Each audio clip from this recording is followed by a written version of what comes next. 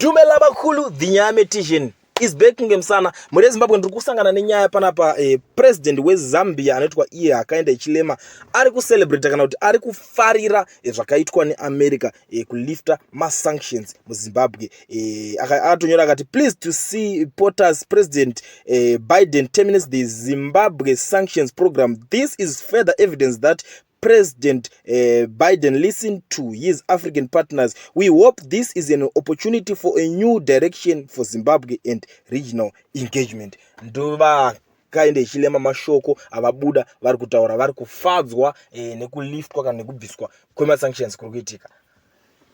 Zvine zvakawanda zvazvinoreva ipapa, but nhasi hatingambobudikire tichitaura. It's a topic for another day. But muri Zimbabwe nhasi gedza tingogumira pakungoonesana kuti vacelebrate vari kuzvifarira zvekubviswa kwemasanctions. Tese tikufarira, but masanctions acho anyatsobviswa here chete.